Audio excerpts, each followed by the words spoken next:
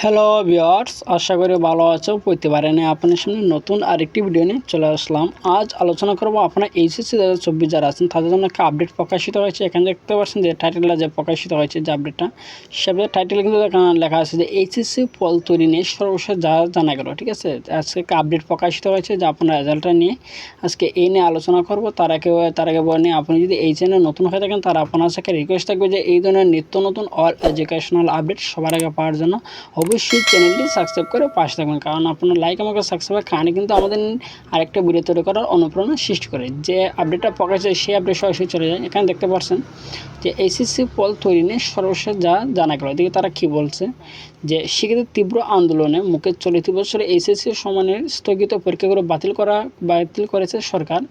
বাতিল হওয়া পরীক্ষাগুলোর ফলাফল কীভাবে দেওয়া হবে সেই সংক্রান্ত একটি প্রস্তাব শিক্ষা মন্ত্রণালয়ে কিন্তু পাঠানো হয়েছে।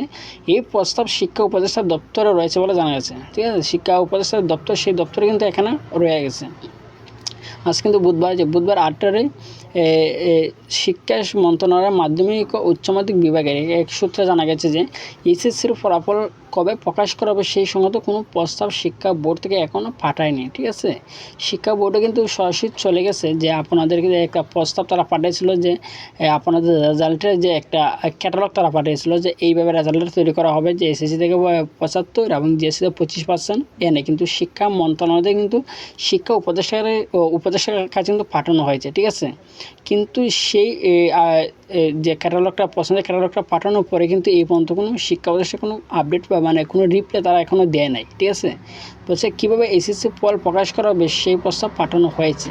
এবং এই সূত্রে আরও জানা যায় শিক্ষা বোর্ডের প্রস্তাব শিক্ষা মন্ত্রণালয়ের সরকারি মাধ্যমিক শাখা থেকে অনুমোদন করে সচিবের দপ্তরে পাঠানো হয়। ঠিক আছে, পরবর্তীতে সচিবের দপ্তর থেকে এটি শিক্ষা উপদেষ্টার কাছে পাঠানো হয়েছে। শিক্ষা উপদেষ্টা অনুমোদন দিলে এটি চূড়ান্ত হবে। ঠিক আছে, এখন বর্তমান যে আপনার এইচএসসি 2024 যে রেজাল্টটা, সেই রেজাল্টটা একমাত্র কিন্তু শিক্ষা উপদেষ্টারই অপেক্ষায় আছে। ঠিক আছে, সে অনুমোদন দিলে কিন্তু আপনাদের রেজাল্টটা কিন্তু কিছুদিনের মধ্যে কিন্তু পেয়ে যাবেন। ঠিক আছে, যেহেতু আপনার রেজাল্টের যে ক্যাটালগটা, সেই ক্যাটালগটা কিন্তু তারা তৈরি করে দিয়ে দিছে। ঠিক আছে, আমাদের সে যদি সিগনেচার করে দিয়ে দেয় তাহলে কিন্তু কিছুদিনের মধ্যে আপনাদের রেজাল্টটা পেয়ে যাবেন। যে তবে অনুমোদন না পেলে নতুন করে প্রস্তাব পাঠাতে হবে বোর্ডগুলিকে। ঠিক আছে, যে যে ক্যাটালগটা তৈরি করে দিয়েছে যে আপনাদের রেজাল্টটা তৈরি করবে কীভাবে, এই ক্যাটালগে যদি সে অনুমোদন না দেয় তাহলে কিন্তু নতুন করে আরেকটা প্রস্তাব পাঠাতে হবে। ঠিক আছে, বা আরেকটা কাঠামো তৈরি করে কিন্তু বোর্ডে পাঠাতে হবে। নাম অপ্রকাশিত রাখার শর্তে মাধ্যমিক ও উচ্চ মাধ্যমিক বিভাগের সরকারি মাধ্যমিক শাখায় এক কর্মকর্তা জানান যে আমরা চেষ্টা করছি যে দ্রুত প্রস্তাব অনুমোদনের আগে কিভাবে ফল প্রকাশ করা হবে সে বিষয়ে নির্দিষ্ট করে কিছু বলা যাবে না। জানতে চাইলে তিনি বলেন যে আন্তঃশিক্ষা সমন্বয় বোর্ডের সভাপতি এবং ঢাকা মাধ্যমিক ও উচ্চ মাধ্যমিক শিক্ষা বোর্ডের চেয়ারম্যান অধ্যাপক তপন কুমার সরকার তিনি জানান যে কীভাবে ফল প্রকাশ করা হবে সেই সংক্রান্ত একটি প্রস্তাব মন্ত্রণালয়ে পাঠানো হয়েছে এবং এটি অনুমোদন হওয়ার পরে কবে ফল প্রকাশ করা হবে তাই নিয়ে আরেকটি প্রস্তাব পাঠানো হবে। কবে নাগাদ ফল প্রকাশ করা হবে সেই বিষয়ে এখনও কিছু বলা যাচ্ছে না।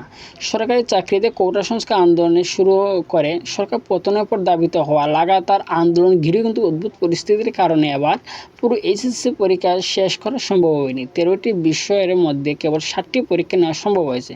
পরীক্ষার্থীদের দাবির প্রেক্ষিতে বাকি পরীক্ষাকে বাতিল করে সাবজেক্ট ম্যাপিং ও ফলাফল প্রকাশের সিদ্ধান্ত নেয় শিক্ষা মন্ত্রণালয়। আশা করি বুঝতে পারছেন যে আপনাদের যে প্রশ্নের ক্যাটালগটা যে প্রত্যেকটা বোর্ড থেকে কিন্তু আপনাদের শিক্ষা উপদেষ্টার কাছে কিন্তু পাঠানো হয়েছে। ঠিক আছে, যে আপনাদের যে জিএসসি থেকে 25% এবং এসএসসি থেকে 75% এনে দিয়ে আপনাদের রেজাল্ট তৈরি করা হবে।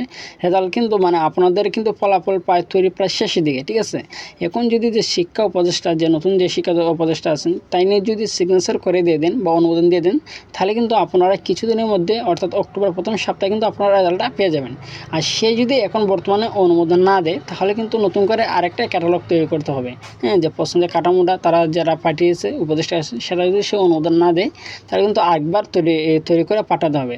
আরেকবার যদি তৈরি করে পাঠানো হয় তাহলে কিন্তু আপনার রেজাল্টটা কিন্তু অক্টোবরের প্রথম সপ্তাহে পাবেন না, রেজাল্ট কিন্তু পেছানো হবে। ঠিক আছে, এখন সম্পূর্ণ ডিপেন্ড করতেছে শিক্ষা উপদেষ্টার কাছে।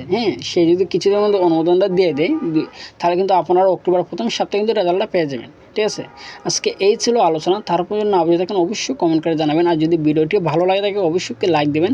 আর আপনি যদি এই চ্যানেল নতুন হয়ে থাকেন তার আপনার সাথে রিকোয়েস্ট থাকবে যে এই ধরনের নিত্য নতুন অল এডুকেশনাল আপডেট সবার আগে পাওয়ার জন্য অবশ্যই চ্যানেলটি সাবস্ক্রাইব করে পাশে থাকবেন। ধন্যবাদ, দেখা হবে অন্য কোনো ভিডিওতে।